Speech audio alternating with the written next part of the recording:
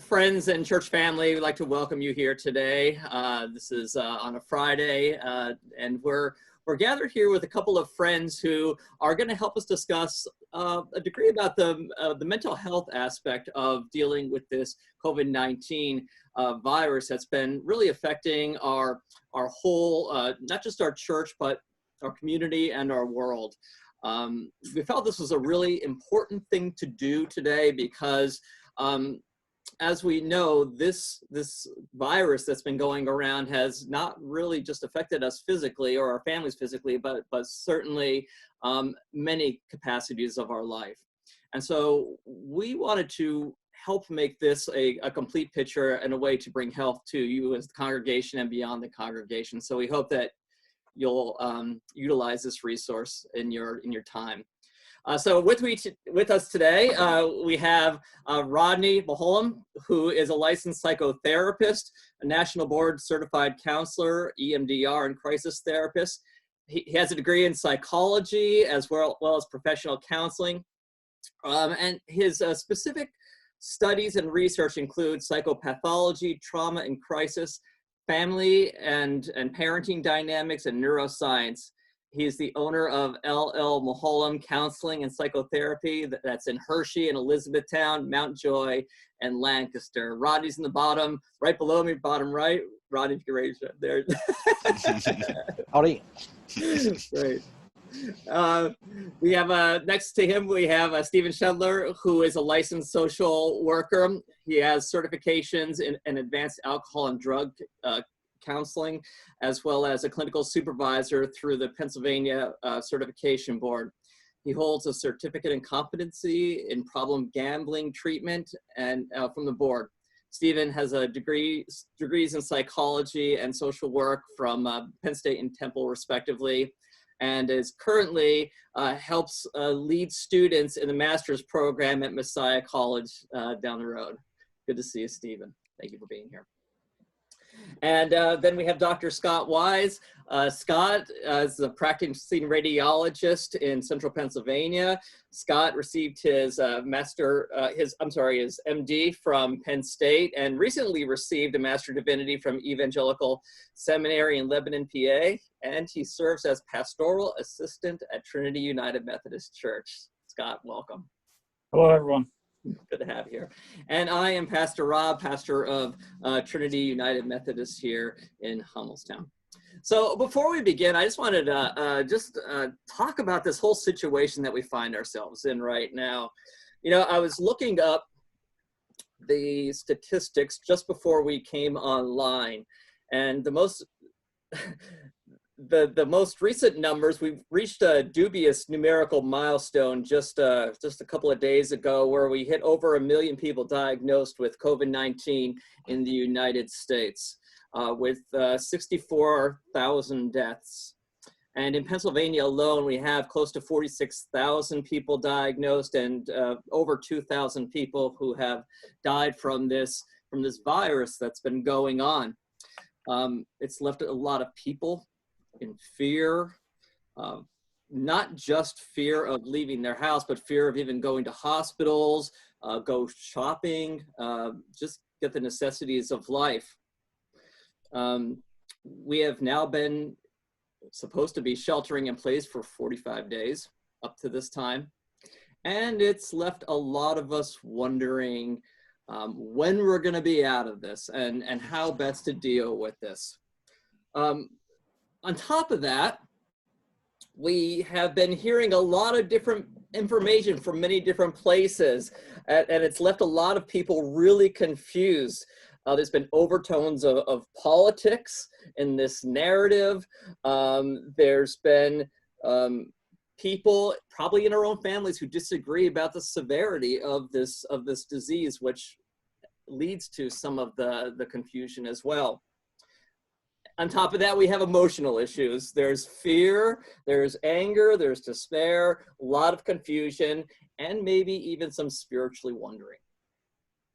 So right now, we have a big issue that's really affected our life unlike many other issues in that it's not just affecting us physically, but as a nation, it's affecting us emotionally, uh, psychologically, economically, and for Christians and many other faith traditions, spiritually as well. So, so I want to begin by just asking you, Steve, and you, Rodney, what is it that led you to really reach out to churches at this time and want to work with churches, especially regarding COVID-19 and where this has us at this time?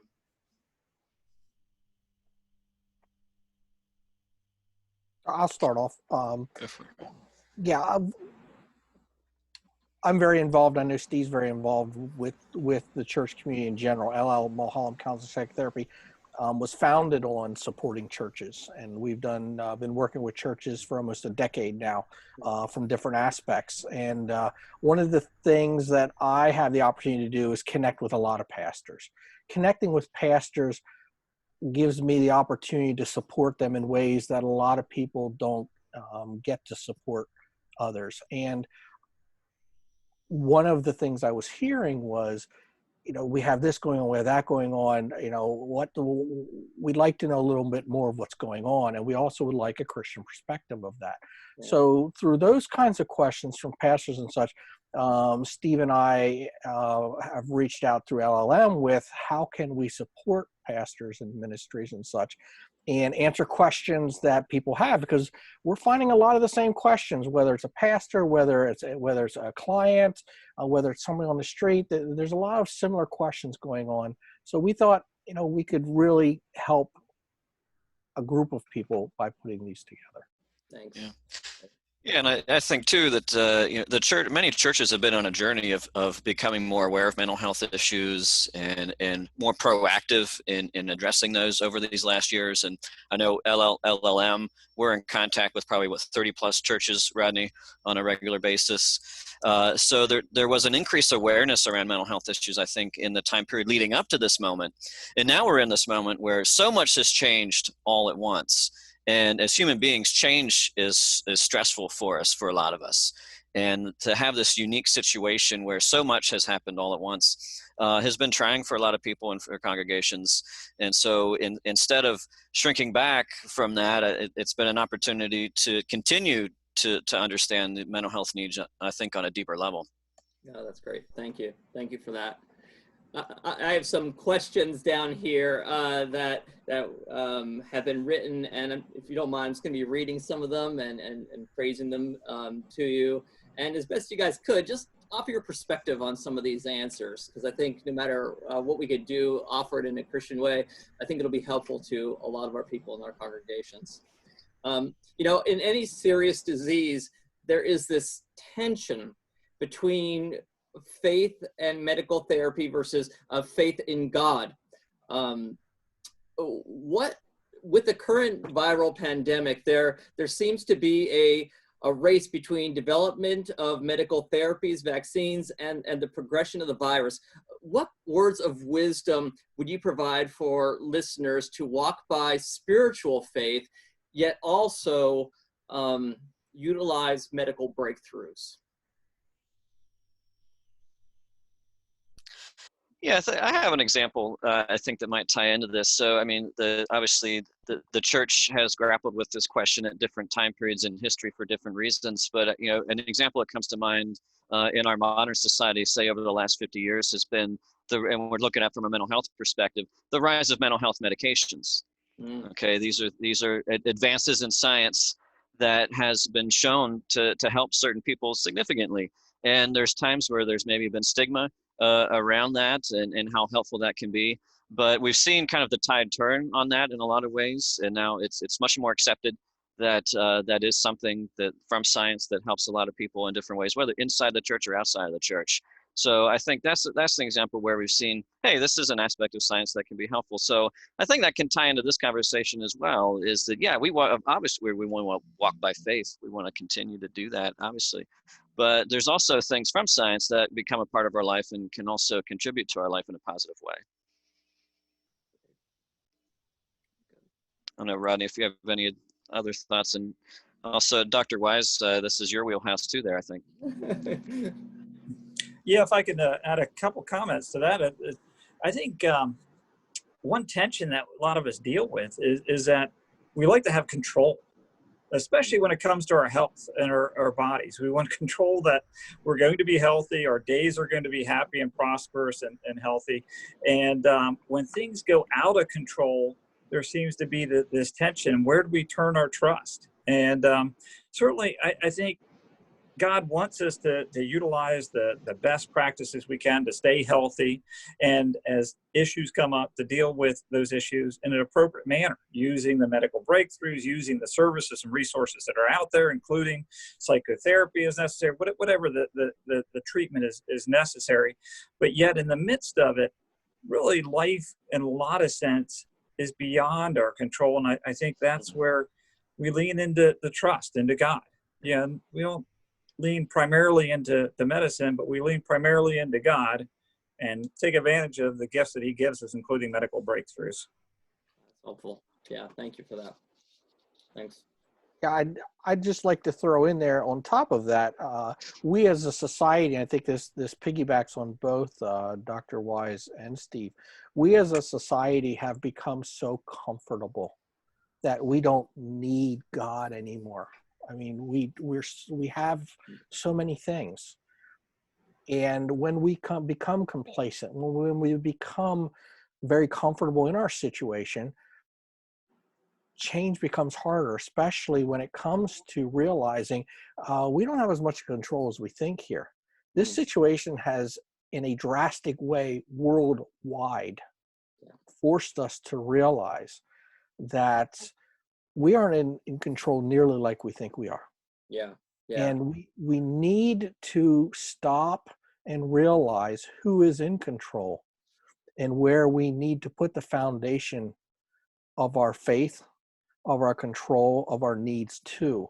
And I think this situation helps us realign our priorities. Yeah. No, those are great answers. And I think you're absolutely right. Yeah, that plays into the faith and where we place our faith and our hope. Absolutely. One of the greatest difficulties in this COVID-19 crisis, really this pandemic, is we're just not sure how long it's going to be with us. It's especially problematic because we just don't know how quickly things are going to improve. I know for myself, I'm struggling with when to tell people it's okay to come back to church, which has been a big stress. Not that, I mean, we're blessed to have that resource that we could reach out to people through media, but for a lot of people, it's just not the same.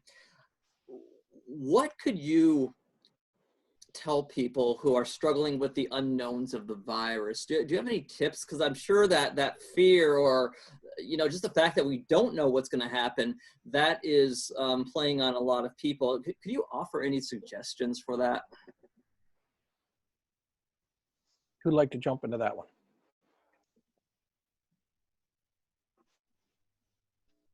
I will. What you have, Rod? What you have out there, man? The fear of the unknown is very powerful. And in the field of psychopathology and psychotherapy and stuff, we have what we call our equilibrium. Some people call it emotional. Well, we all have equilibriums of different kinds. We have a physiological equilibrium. When somebody has surgery or something, it moves back and forth here. When things happen that we don't expect, we have that emotional equilibrium that goes back and forth. The idea is to be in that center. And that is what we call normal functioning. When something drastic happens, we go into a level of what we would call maybe a lower level of functioning, where we don't know how this really messes us up for our norm. And one of the ways that we measure psychopathology is when something happens and it knocks us out of that norm, how quickly are we able to get back to that adjustment? The more it knocks us out, obviously it's going to take time to readjust or figure out how to do that. But when somebody gets stuck up in that inability to adjust, that's when we realize we need to bring in some kind of a support. And depending on the level of support, it could be a pastor, it could be a therapist, it could be, it could be a doctor, it could be whoever. But that's something that we need to think about when it comes to the fear of unknown, is where are we in that swing? Okay. Where are we in that swing? And with that swing, we need to think about, if I'm really stuck way over here, why am I stuck here? What's going on that's causing that? And we can look at that from a number of different perspectives. It could be a faith perspective. It could be a physiological perspective of us going through it personally. It could be an emotional perspective of, I know somebody that's going through it. There's a lot of different constructs that can happen based upon that. So when it comes to the fear of the unknown, I feel, and it's funny because one of the doctors who created one of the types of therapy we use, called cognitive therapy, actually started out as an atheist, and in his conclusion he said, there is no stronger coping mechanism I've ever found than faith. And being able to rely on our faith and be able to give that, as we talked about in the previous question, the trust, letting God in control, and saying, okay, I can't see. Like the Bible says, a lamp unto our feet and a light unto our path. If we look at that in the original, it's not talking about a spotlight looking 3 miles ahead of us. It's being able to walk a few steps at a time and trusting that God knows our path and he's going to guide us along that path. That's helpful. Thank you for that. Yeah, I work with a lot of people that struggle with these issues, just even in general. And I think we find a lot of times we get stuck in a pattern where we're living life in a way where we're looking backwards with the coulda, woulda, shouldas. We look back with regret, and we're looking forward in fear and anxiety and trepidation. So if we're doing this, we're looking backwards and forwards all the time. We're never actually living in the present moment. We're never actually fully present. So in this situation, it's easy to look forward and say, oh, well, when is this going to happen? When is this going to happen? And we can't control those things. What can we control? We can control what choices we make during a day, how we spend our time during our day, how we are with our loved ones. And it's an amazing opportunity to lean into our faith during this time. Wow. And kind of, it's really slowed things down. And it's really challenging us to live out of this space where we're really challenged to live in the present in a lot of ways. Because if we're always looking forward to say, well, when's this going to happen and this going to happen? What is it? We don't know for sure. Yeah. I find one of the biggest hindrances to living in the moment, living at peace in the moment, is impatience. I know this in my own life, and as well as others I see around me, including patients, that we tend to get impatient. It's when are the curves flat enough that we can open up the economy? When can we go out and interact? When can we open up the church? When can we do a lot of things? And that pendulum, as Rodney was saying, we can't really push it all the time. We don't have control over that pendulum. We got to wait for that thing to come back down by gravity and be where it's supposed to be. And one of the blessings, though, I find, at least for me, is that this experience has helped me to grow in patience, in my personal patience. And prayer is that it would other people would sense that development as well. Yeah. I was reading some stories about people who have gotten past the disease in their own life, and how much it's really made them appreciate life a little bit more, and taking things a little bit more slowly, and those things that they've oftentimes overlooked in their life. Even some stories from our own church with people who have recovered from COVID-19, they all echo that same sentiment, how much it's really taught them about to look at their life and listen to their life a little bit more, and really appreciate those small things, and really not worry about the future so much, about what they don't know or what they can handle or can't handle. Yeah, that seems to be a common sentiment that I know. Yeah, that's awesome. There's opportunities. There's opportunities in this crisis. Absolutely. So when this disease has brought about a lot of feelings, I think, in a lot of people, because of the isolation that we're in, because you know, if you have an addiction or you had an addiction at some point in your life, maybe because you don't have the social connections, maybe you could fall back into that again, those patterns. How do I know when something in my life is becoming problematic? For instance, if I really am falling into a depression because of this, if I am feeling overwhelmed because of this, how would I know when it is truly a problem for me and I should seek some additional help?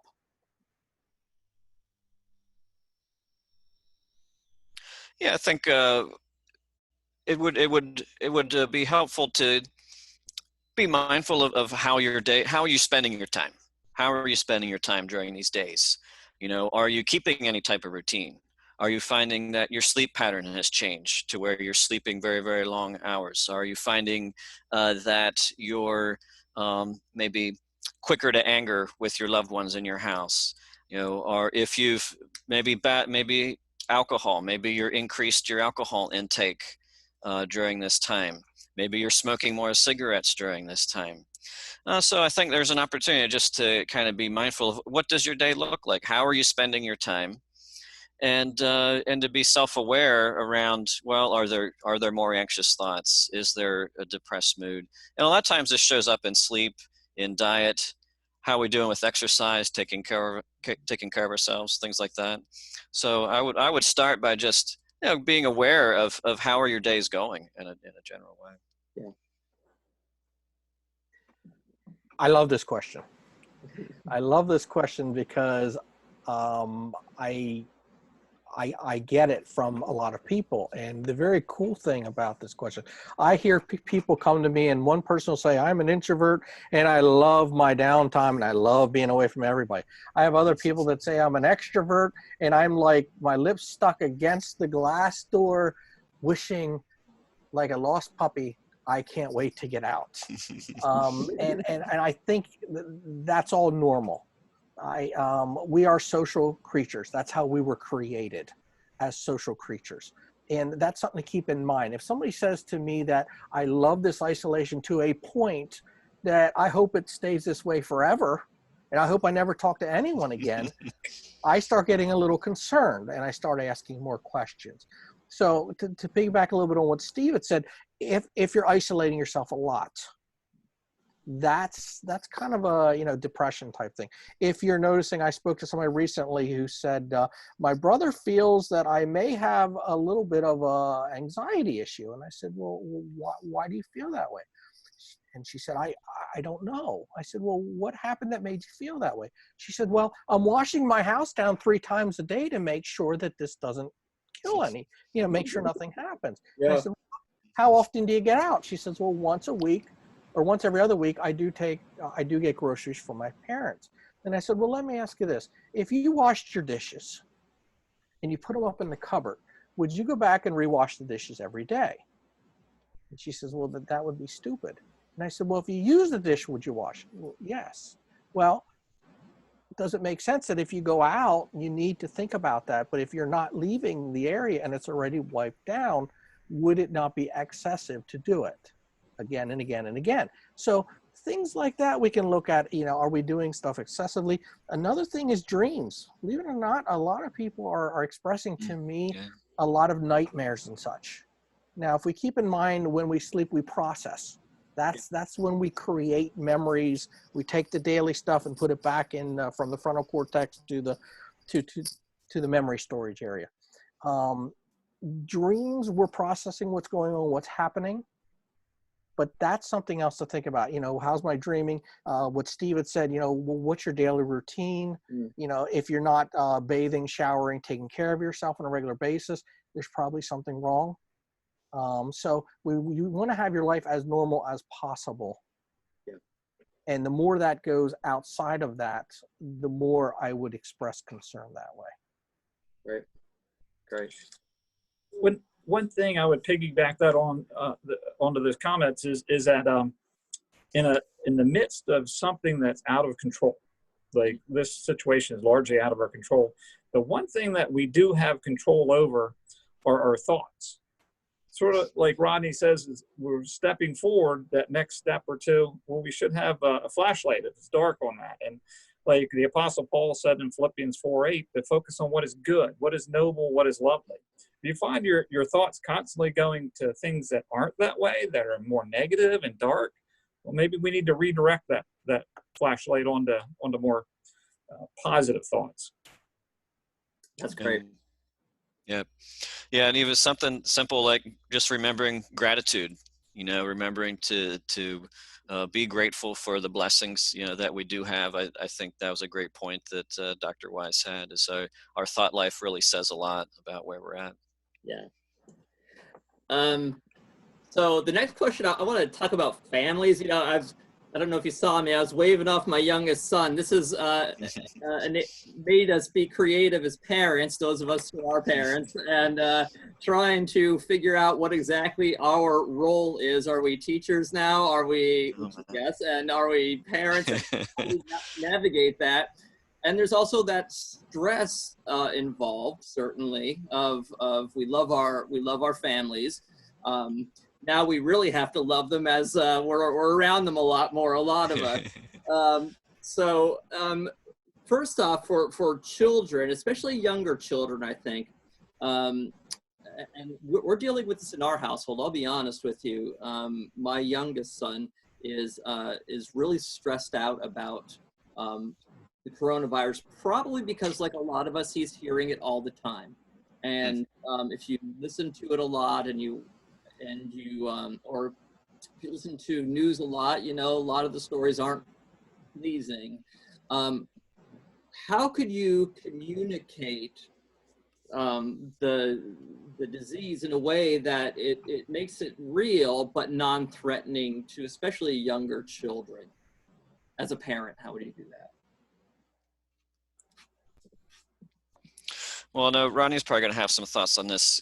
He's worked a lot around some of these issues and has done a lot of trainings on helping parents work with kids. But I got two kids. I got a 6-year-old and a 9-year-old, and most communication is nonverbal.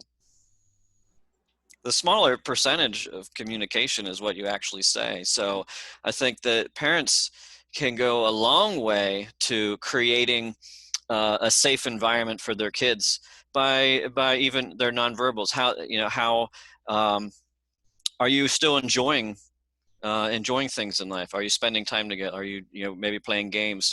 Are you having fun?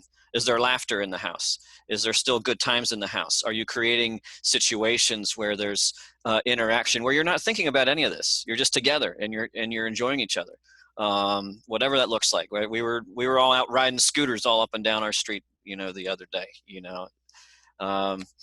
So I would even say it probably goes way beyond what we're saying. It's how are we doing, and are we still enjoying life and communicating that life is still a positive thing? And if we're uptight and stressed and worried and this and that, it's going to show. Kids pick up on that very, very easily. So how are we doing emotionally is going to say a lot probably about how our kids are doing too. So it starts with us, and that really empowers us to really strengthen our own resolve as to how we handle it ourselves, right? And impresses upon us. Okay. Yeah. If you're presenting as, we're going to get through this. This is okay. We're still going to enjoy life. We're going to have fun together. We're going to enjoy each other's company. That's going to do a lot. Being a picture and a visual person, I like to use a lot of those when I'm working with people, but I have a piece of paper here, and when you asked that question, I started drawing. And I put together a little flow chart, which Steve hit on a lot of those things. But I think the very first thing that when a parent comes to me and says, what do I do with my child? The first thing I ask the parent is, how old's the child? Something that we really need to keep in mind is we use this big word called neuromaturation, or where are they at?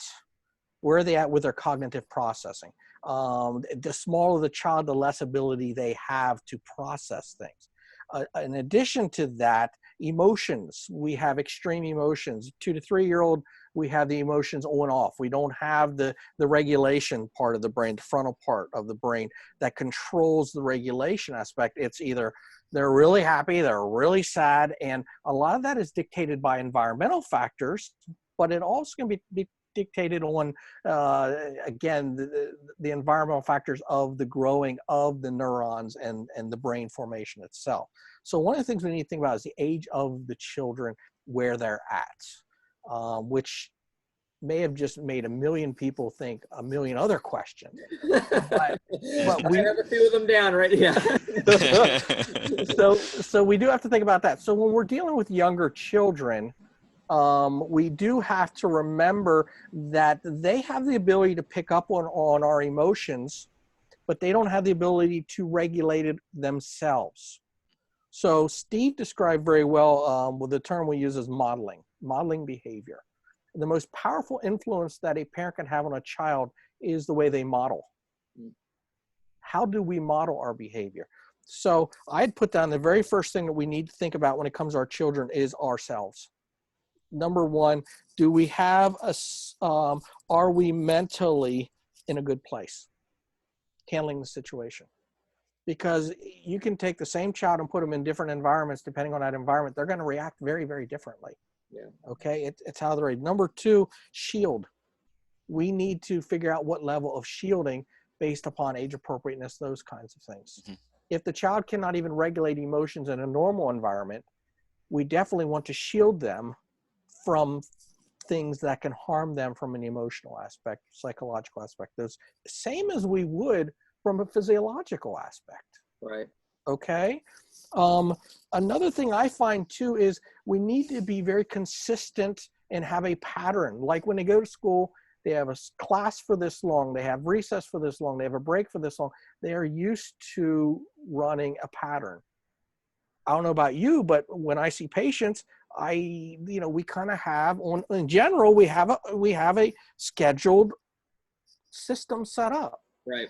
We need to keep that because children need that consistency to function properly. In fact, if you look at parenting in general, there's 4 parenting styles. Only one parenting style shows no unhealthy level of psychopathology.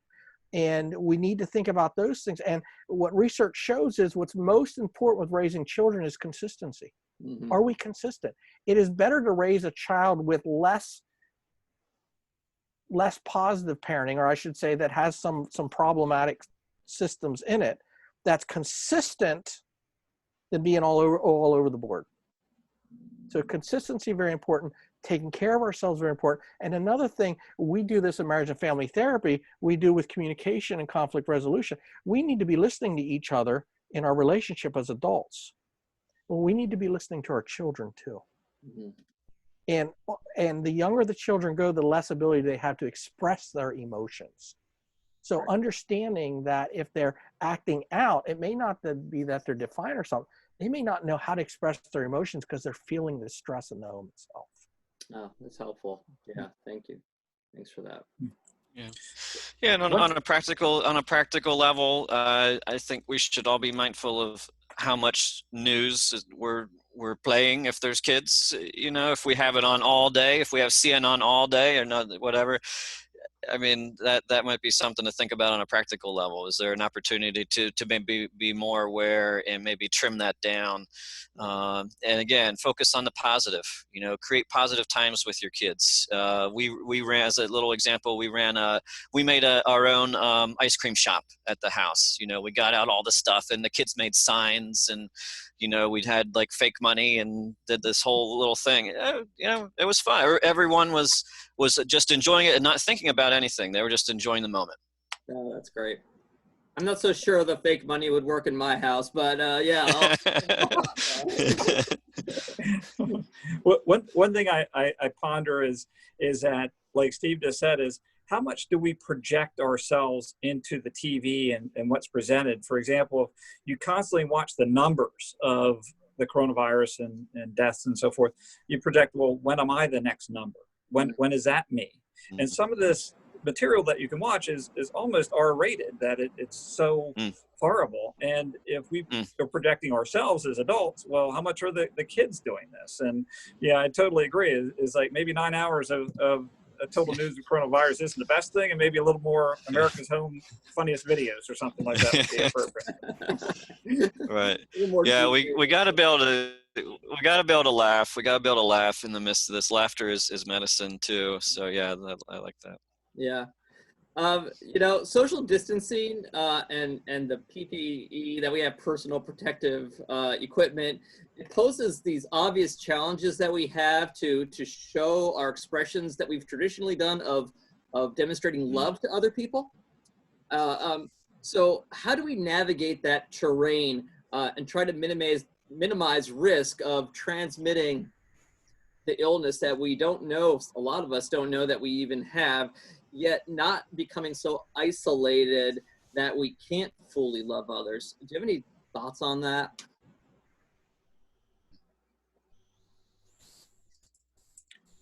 If I could start on that one, Yeah. I personally struggle with this a bit because we all have our own love language, and mine is more physical touch. And if I go in to see a patient medically or do a procedure, I like to shake their hand or give maybe a soft touch on the shoulder, or if it's appropriate or whatnot, that sort of thing to help ease their anxiety and so forth. And right now, that's not so possible. So I particularly struggle with this. So I'd be happy to, glad to hear what Steve and Rodney say. Yeah, well, social norms have changed and are changing in real time, changing quickly, and they'll continue to change. My assumption is that we will go back to more of how things were at one point. I had this conversation with my dad a couple times. He was like, "Wow, well, what about this and this?" And I'm like, "Well, what happened after 1918? Okay, well, what happened after 19? Things went back to normal, at some point. Obviously, they didn't make. There's no one that wore masks in 1940 because of what happened in 1918, right? So there is a time. There's a time limit on this. So we are this is gonna evolve and roll back to how things were. So I think there's a little bit of perspective there too, that we're looking at, all right, how do we handle this well for the time period that it's gonna last, right? So yeah, it takes some flexibility. I'm used to, shaking people's hands and all the time. Someone just moved in. We have a next door neighbor now that just moved in, and we just met them for the first time, and we stopped, on our property lines, and we're like 10 feet apart. And I would normally, would have shaken his hand and this and that, but we didn't do that, but we still chatted, still connected. We're still looking forward to get to know them on a deeper level, and that's going to happen. It's going to happen. But in the short term, yeah, it takes some flexibility and just some willingness to say, hey, this is a little bit different for the time being. And this is amazing that we can do this. I mean, this is a game changer, this technology business, right? I mean, we got the kids on video with grandma and grandpa all the time. With our church small group meets on Zoom. So this has been a real blessing too, that we can at least connect in this way. Yeah. I was debating on saying this, but I'm probably one of the oldest people here. I have grandkids, and something Steve said that's very powerful for us. One of my children family lives in Atlanta, and we use this kind of communication often. And it is harder because we have a 6-month-old and a 4-year-old down there. And I love what Dr. Wise said too, is if people aren't familiar, there's a book called The Love Languages, 5 Love Languages. And that's a very popular book that I use. But I thought about that, and when the question was asked, and then Dr. Wise is like, "Well, my love language is touch." I can't touch you. Your tank is going to be down here. His tank is empty. Yes. So it's like, how do we do that? Well, the good news is, first of all, is we have more than one. But we do need to think about that. Think about what other people's love language is. My wife and I were out. We had to pick something up, and we saw somebody with the mask on that had a big smile on it. And she said to the person, she's like, "I love your smile. I have one under my mask too." Yeah. So in this situation, remember that communication is roughly 95 to 98% nonverbal. Mhm. And what we say is very little of our communication. The more we have covered up, the less we're able to express that communication. So even with what we're doing here, we do teletherapy right now because that is what's considered the safe way to do therapy. And even with that, there's not quite the connection. So when this one's down, we have to increase a different one. Yeah. Just like when we have physical equilibrium, there's multiple places of the body that control our equilibrium. Okay, if one of them is dysfunctional, the body compensates with other ones. Okay, we need to do that as well. Like for example, I have a family member who posted on Facebook last night, "How can I pray for you?" Mm. And it blew up. And one person actually from another country got on there and said, "I just lost my," and however they describe it, a close friend's mother. And I'm really questioning if there's even a God out there right now. Mm-hmm. Okay. Somebody else, and different people expressed, one expressed about they're pregnant. They just, had a miscarriage, how, those, and, these are things that we can use that are powerful connectors.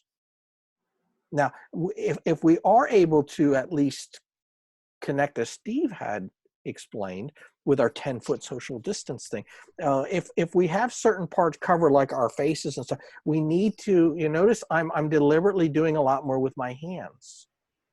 This can express things. So how do we love others? We look at ways that we can overcompensate in ways that we can't show as much. Yeah. We can also touch the hearts of people in many ways. Like, for example, I believe Steve was telling me on another podcast we did that his kids wrote letters to people. Mm-hmm.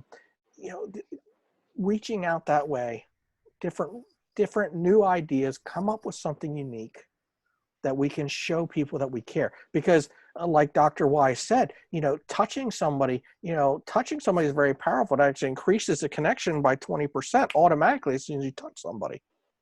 Yeah. And that's very, very powerful. If we can't do that, then, we can say, I really wish I could shake your hand, or, I really wish I could give you a hug. But right now, I want to respect you. I want to respect everyone's well-being, so that way I'm expressing more because I can't use the physical. I like the idea of utilizing the technology, and even some of the old with letter writing. Yeah, And there is both. something really nice about that, it really is, it opens up to different forms of communication, which, I think powerfully could express what we're feeling on the inside. So, yeah. I just have two more questions that I really wanted to get to. We're in a time where every single person that we look at can be considered a health risk, I guess you could say, rightly or wrongly. We're just in that time because it's an invisible disease, and we can't really see it. And now that, we're all wearing masks, we're kind of all looked at the same way. How can we get past the temptation to view others in such a negative way rather than as children of God? Yeah. Well, I guess Jesus gave us lots of examples, I guess, of how to handle something like that. He always brought forth his compassion, his empathy, his love, his presence, and it wasn't dictated by the situation or by the concern of the situation.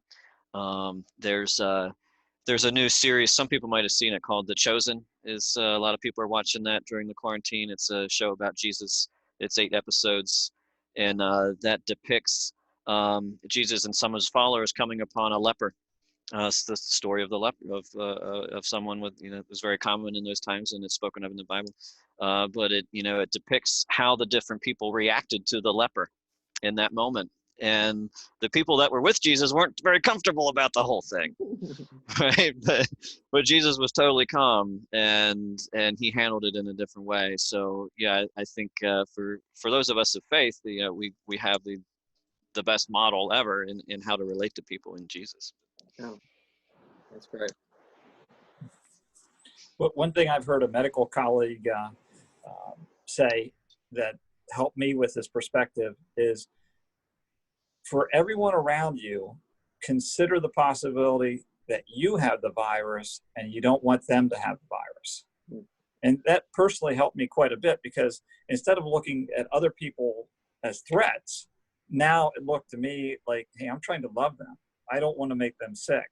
I'm thinking of their best interest, not my own personal interest. Very good. Yeah, that's great.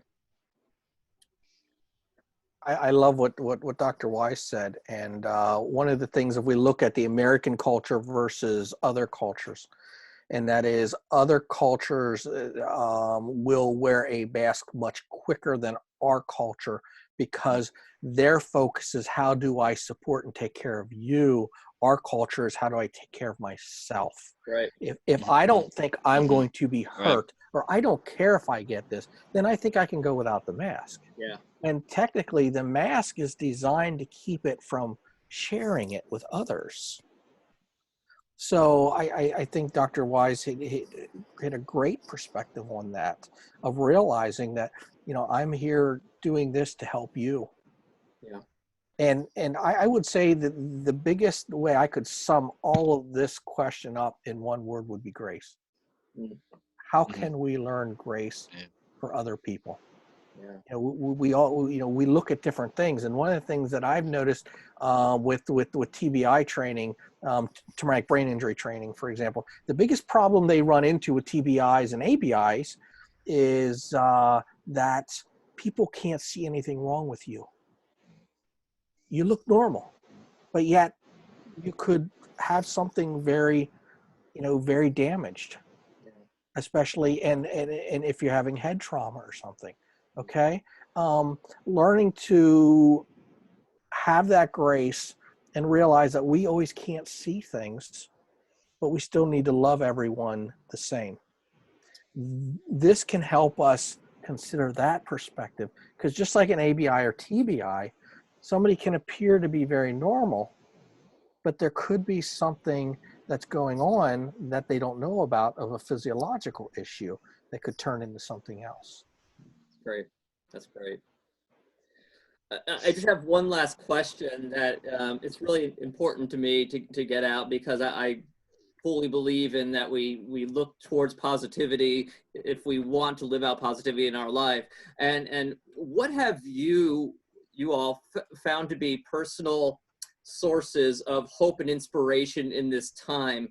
And where do you think people could look to get perspective as for all of us as children of God in this time?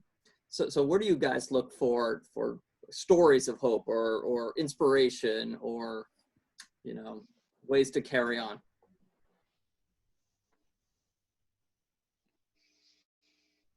Who's taking that one first? Go for it, Steve. Oh, well, let's see. So on wow, stories of hope. So I guess part of my foundation of dealing with this whole thing starts with kind of my daily wellness. So for me, maintaining my exercise routine has been pivotal through this whole thing. And praise God, I actually had just gotten into 1 year of doing it consistently when this thing hit, which has really, really helped me through this whole thing. And then spiritually, maintaining spiritual practices and things like that. So I've been reading through Psalms. This is a book I hadn't maybe spent a lot of time on over the years before, but I've really appreciated that. And also, I'm kind of a philosophical guy at times. So we've been through challenging times in history. I think sometimes we get in a normalcy bias where we just expect that everything's just going to kind of be okay. Especially if you're in America, you're used to, okay, our hope is in that, I can pay my mortgage and I can do A, B, C, and D, and then I'm going to be okay. I'm going to be okay. I'm in control, right? Well, and I'm around 40. I'm 41 years old now, and if you're my age, life in America has been pretty easy for a long time, right? Haven't had the world wars. We haven't had these things and this and that. So I think this is an opportunity for my generation to really learn some things on a deeper level about life and what life is. And we're not guaranteed that everything's always going to be rosy in life. There's challenges in life. Yeah. And we've had very challenging times in this country in the past. And by the grace of God, we've come through those times. And life goes on. And you know, so for me, I kind of it helps to keep a broader perspective on where we're at. And that, yeah, we're in a trying time right now. But it's gonna evolve. It's gonna change. We're gonna get past this. You know, we're gonna get through this. We're gonna get through this together. You know, and there's ways that we're gonna be stronger from it. There's gonna be pain too. There's no doubt. There's gonna be loved ones. You know, even folks that have listened here. There's gonna be loved ones that maybe won't be with us, and there's nothing that's gonna take that away. But you know, together we are gonna come through this, and we are gonna get to the other side of this thing. Yeah, that's great. That's great. One thing I've noticed has helped me is that I sort of live a life of not tension, but maybe it's complementary tension of medicine and ministry. And I'm in the transition of more and more ministry. And now what I've been doing is, you know, I have the pleasure and honor of working with Rob and, you know, listening to his sermons and ministries that he's doing, and then also working on my own sermons. And it tends to be kind of like a forced Bible study of preparing for sermons and so forth. Well, you get this extra time that's like Sabbath time. And meanwhile, I'm looking out the window and the flowers are coming up. The leaves are coming out with new growth and yeah, just making a splendor of colors. And during this whole period of time, it's been more or less a personal growth of family time and personal time and time with nature and fellowship with God. And that's been huge in every area. Yeah, that's great. So everybody individually from a healthy perspective should have a healthy social, should have a healthy independent, and a healthy interdependent, all three aspects. And when it comes to those, you know, Dr. Wise, Steve, and I, and you as well, Pastor, we talk to people who are hurting, and we talk to people that are hurting more than probably most people do. And so, you know, we're, you know, looking for support, and then adding to that the COVID and those kinds of things. Self-support is very, very important. And I look at all three of those aspects in my life. How can I do those? In addition to that, I also look at the spiritual, the emotional, the mental, and those kinds of things. To put all of this together very quickly, I consider myself very blessed because we work with so many pastors and such that my normal routine is talking to pastors. I'm in the mental health field. My normal routine is talking to other mental health clinicians. That has been very powerful for me. And one of the things that I really encourage my clients to do is, are you involved with clients who are involved with faith and stuff? Are you involved with a small group? You know, if you have one, or if you have multiple pastors in your church, are you connected at a certain level with that person as well? You know, what are you doing to stay incorporated and connected with people who are going to support us and each other? And if we look at it biblically, we're supposed to be helping somebody who's growing, but I also have somebody else who's helping us grow. Yeah, keeping each other accountable, right? Exactly. And I think that can go in many, many aspects of looking at that and saying, you know, who can I use for support? If I want my car worked on, I'm not going to talk to Dr. Wise, no disrespect there, but I'm probably going to talk to a mechanic. Okay. If I have somebody that has an addictions and mental health struggle, I'm going to talk to Steve because that's his area of expertise. You know, talking to those who love and support us at different levels. I mean, I am very, very fortunate because I have a wife that's very loving and supporting. That's one of my places that I go to as well. So human connection, how do we find others we can talk to? Also, too, again, stay connected with your church. Stay connected with your group. That is so important right now. Even if it is over video, stay connected. Does that make sense? I think that's great. Yeah, that's one of the things that we've really tried to be encouraging our flock to do is not lose connection. And we realize that's a danger, because people become frustrated when they become disconnected. You lose touch, and maybe you lose faith, maybe you don't lose faith, but you certainly lose that essential part of our faith that requires us to be involved with each other and just support each other in this time.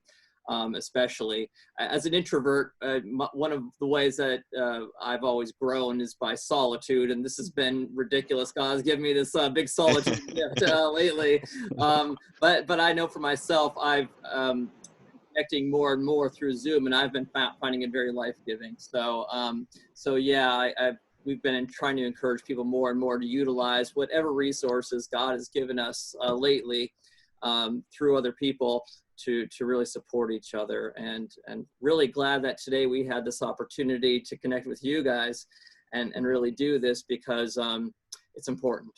It's important that we still connect with each other in as many ways as possible and lift each other up as mental health clinicians, as medical doctors, as pastors, as people of God, that we just support each other like this.